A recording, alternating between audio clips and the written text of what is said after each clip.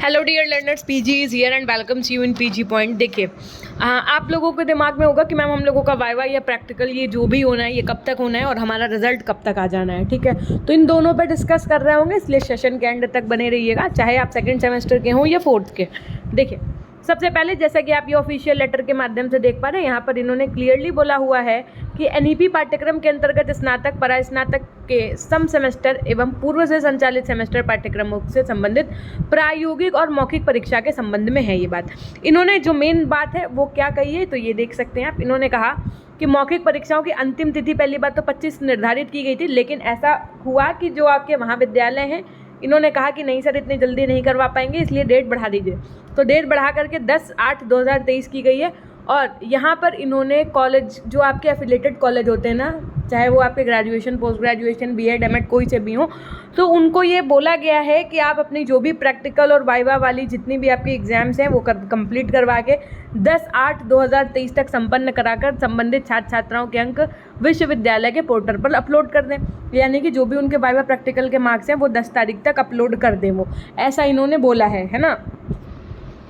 लेकिन अब देखो, एक अभी आज के अखबार में भी आपके ये न्यूज़ आर्टिकल में दिखेगा आपको कि 10 अगस्त तक प्रायोगिक परीक्षाएं खत्म कराएं। सीएसजीएमयू में नई शिक्षा नीति के तहत स्नातक व परास्नातक की सम सेमेस्टर परीक्षाएं संपन्न हो गई हैं। सेमेस्टर की मौखिक व प्रायोगिक परीक्षा 10 अगस्त तक संपन्न करा सकते हैं। कॉलेजों को 10 अगस्त तक परीक्षा कराकर पोर्टल पर अंक अपलोड करने के लिए कहा गया है। अब देखिए, यहाँ पर मेन बात यह है कि 10 अगस्त को अगर ऐसा हो जाता है, 10 अगस्त तक ये डेट फिर से नहीं बढ़ती है, तो आपके रिजल्ट आने के जो चांसेस हैं वो बढ़ जाते हैं जल्दी। ऐसा है कि अगर 10 अगस्त तक आपके कॉलेज में प्रैक्टिकल और वाइवा हो जाता है तो आप ये मान के चलिए कि फिर सितंबर में आपकी क्या होगी, रिज़ल्ट जारी कर देनी चाहिए इनको, ताकि जो आपकी DSSB की आने वाली वैकेंसी है, अगर मैं बीएड वाले एस्पिरेंट्स की बात करूं तो उसमें वो बच्चे फिर एलिजिबल हो जाने हैं, है ना। तो इस तरीके से आप कॉलेज वाले क्या करते हैं, उनको क्या और समय चाहिए या नहीं चाहिए, ये डिपेंड करता है सभी एफिलेटेड कॉलेज पे, है ना। एक एफिलेटेड कॉलेज के करने से कुछ नहीं होगा, जब जितने भी हैं इन सबको अपने क्या करने हैं, वाइवा प्रैक्टिकल्स करवाने हैं। क्या आपके कॉलेज की तरफ से कोई मैसेज आया है कि वाइवा और प्रैक्टिकल के एग्ज़ाम आपके कब होने हैं या वाइवा कब होना है, इसलिए आप लोगों को क्या इसके संदर्भ में कोई मैसेज आया है? अगर आपको कॉलेज की तरफ से कोई मैसेज आया है कि आपका वाइवा या प्रैक्टिकल फलानी तारीख को होगा, आप लोग इतने बजे आइएगा, अगर ऐसा कोई मैसेज आया है तो ज़रूर कमेंट सेक्शन में कमेंट करके बताइएगा। जिस हिसाब से ऑफिशियल न्यूज़ लेटर आप देख पा रहे हैं उस हिसाब से आपके 10 अगस्त से पहले प्रैक्टिकल्स हो जाने चाहिए। और अगर नहीं होते हैं तो हो सकता है कि फिर से यूनिवर्सिटी 1-2 दिन या बाद में डेट बढ़ाए, अगर बहुत ज़्यादा कंडीशंस आ रही होती हैं तो, है ना। वैसे तो नहीं होगा, 10 के पहले इनको करवा लेना चाहिए।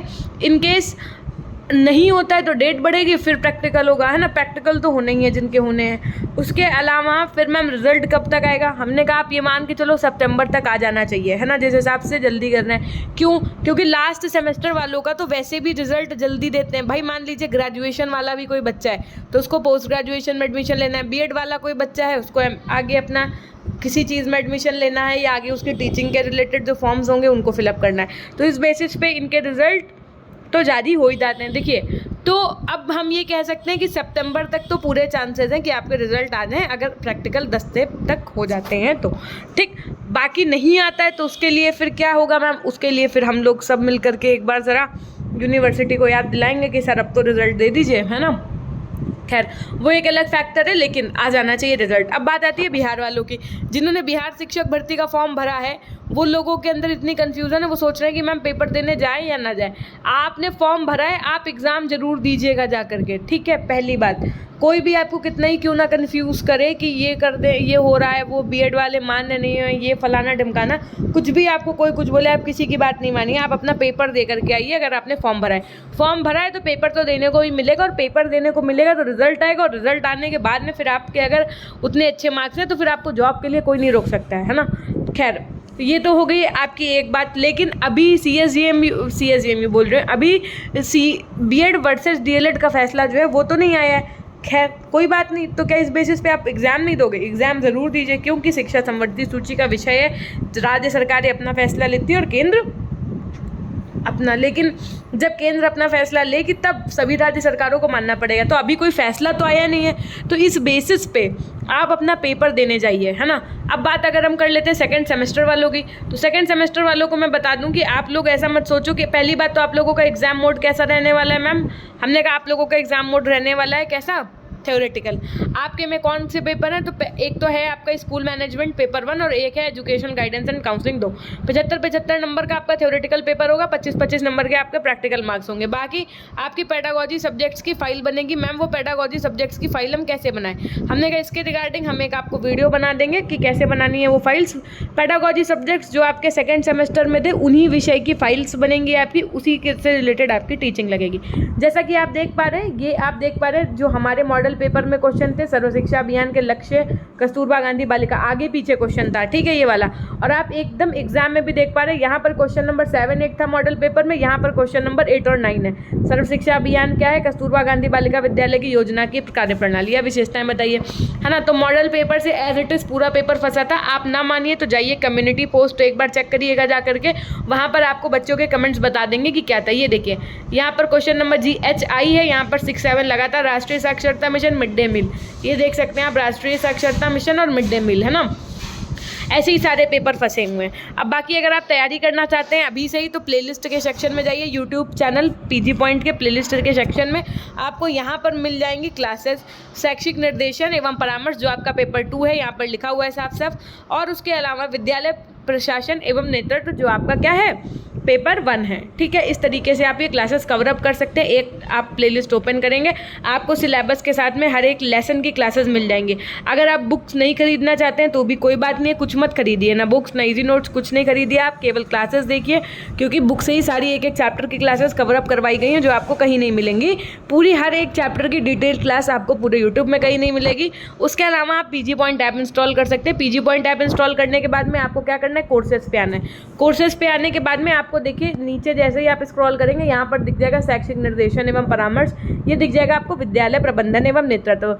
यहाँ पर आपको हर एक यूनिट के बाद में जितने भी इंपॉर्टेंट शॉर्ट और लॉन्ग क्वेश्चंस होते हैं, सिर्फ क्वेश्चंस मिलेंगे आपको, ठीक है। वो मैम सॉल्व कैसे करेंगे, हमने कहा थ्योरी क्लास आप देखिए, उसके बाद में उन्हीं क्वेश्चंस को अपने शब्दों में लिख करके देखिए, ठीक। 2018 से 21 लिखा है यहाँ पर, लेकिन अब तो 22 तक आपके सारे पेपर आपको प्रीवियस ईयर मिल जाएंगे।